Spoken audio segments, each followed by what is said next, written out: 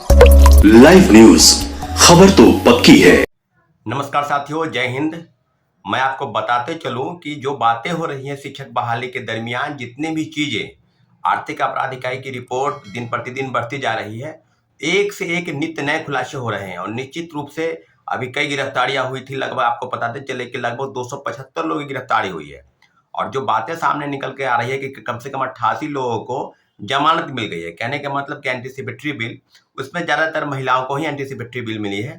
तो सारी चीजों पर अब जो बातें सामने आ रही है, कई गिरफ्तारियां हुई है, उसके संदर्भ में एक बात सामने आ रही है कि जो आरोपी हैं, जो पेपर लीक कांड के सॉल्वर गैंग, सरगना, शिक्षा माफिया, आप जो कह लीजिए, वो आरोपियों की जो बातें हैं, जो संबंध है, वो किसी बिहार सरकार के किसी मंत्री से उनके संबंध जोड़ के देखे जा रहे हैं। जाहिर सी बात है कि बीपीएससी ट्री यानी तीसरे फेज की बहाली की जो प्रक्रिया है, उसके संदर्भ में लगभग आप सारी चीजें बिल्कुल साफ हो गई है कि मामला जो है वो कहीं ना कहीं बीपीएससी के अंदर, यानी बीपीएससी के अधिकारियों और कर्मचारियों की मिली भगत के कारण ही सारे पेपर लीक कांड हुए। और जो चीजें सामने आ रही है उभर के, वो कि क्या बीपीएससी ने अपनी चीजों को ढकने के लिए पहले बार में एक सिरे से इस मामले को सीधे सीधे तौर पर खारिज कर दिया था।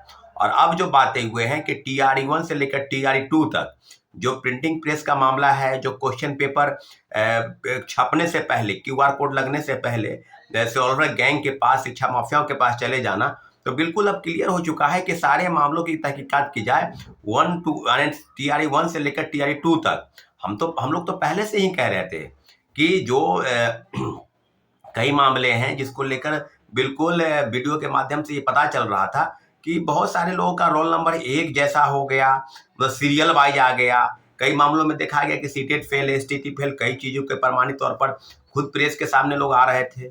और कई वीडियो फुटेज देखने के बाद ये पता चल रहा था कि कई ऐसे बीपीएससी शिक्षक बन गए जिनको एबीसीडी का ज्ञान नहीं है, जिनको गृह मंत्री पता नहीं है, राज्य का देश के सीजीआई कौन है वो पता नहीं है, आदि आदि सब चीजें बिल्कुल अब बिल्कुल पानी की तरह साफ हो गया है मामला कि TRE 1 से लेकर TRE 2 तक पूर्व चेयरमैन बीपीएससी श्री अतुल प्रसाद जी की जो भूमिका है उसकी जांच होनी चाहिए। क्योंकि वो बोलते थे ना कि चांद पर जमीन खरीदने जैसा है, यानी कोई गड़बड़ी नहीं होगी। हम पूरी बहाली को पूरी निष्पक्षता के साथ, बिल्कुल ट्रांसपेरेंसी के साथ कराने जा रहे हैं। और बिल्कुल हम तो जितने भी बहाली कर रहे हैं सब में बिल्कुल पारदर्शिता होगी।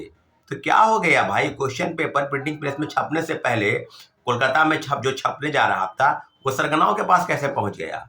और जो चीजें TRE 2 के संदर्भ में कही जा रही है आर्थिक अपराध इकाई की रिपोर्ट के हवाले से, कि जो पेपर था, यानी जो आरा के सेंटर पर जो परीक्षा केंद्र बनाए गए पूरे आरा में, वो आपको बताते चले कि सिवान, छपरा और गोपालगंज 3 जिलों के जो शिक्षक अभ्यर्थी थे सभी का सेंटर आरा में बनाया गया और उसको रटवाया गया।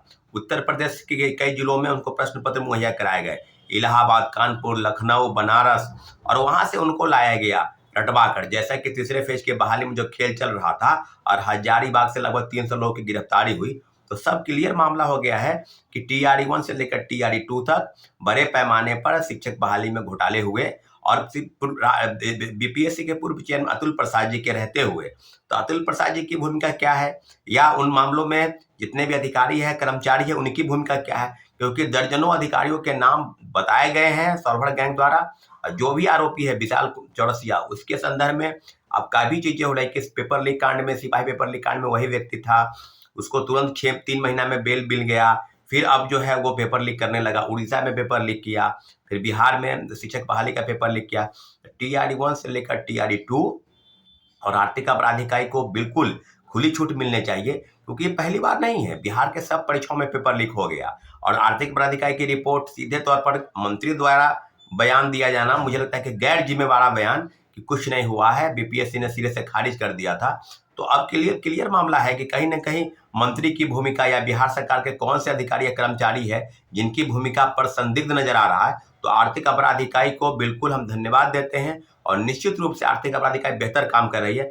लेकिन बीपीएससी के पूर्व चेयरमैन और सदस्यों की भूमिका इस मामले की होनी चाहिए कि क्या उनके रहते हुए TRE 1 से लेकर TRE 2 तक जो बिहार में 2 लाख शिक्षकों की बहाली हुई वो किस तरफ जा रही थी। क्योंकि प्रश्न पत्र पहले ही मुहैया कराए जाना और 10 लाख, 12 लाख, 14 लाख रुपए देकर उन लोगों को बातें बताना, अब बिल्कुल मामला क्लियर हो चुका है कि सरकार की गंभीरता इस बात की तरफ नहीं है कि किसी प्रकार से किन्हीं लोगों को पैसा देकर नौकरी दिलवा देना है और मेरिट वाले जो छात्र हैं वो दर-दर की ठोकरें खाने पर मजबूर हैं। निश्चित रूप से सारे मामलों की जांच होनी चाहिए। मैं अपने वीडियो के माध्यम से माननीय मुख्यमंत्री जी से आग्रह करता हूं कि टीआरई 1 से लेकर टीआरई 2 तक सारे मामलों की जांच होनी चाहिए और तब ये जाके मामला खुलेगा कि आखिर सरगना कौन था, क्योंकि कई मामलों पर लीपापोती हो जाती है। मुख्य सरगना कौन है वो तार आगे तक नहीं जा पाते हैं, बिल्कुल वो सिमट कर छोटे छोटे लोगों के पास ही रह जाते हैं और मामला को रफा दफा कर दिया जाता है।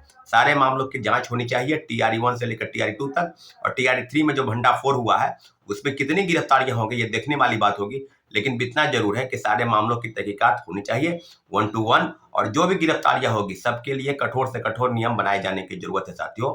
फिर मिलेंगे अगले अपडेट के लिए, तब तक के लिए आपका धन्यवाद। लाइव न्यूज, खबर तो पक्की है।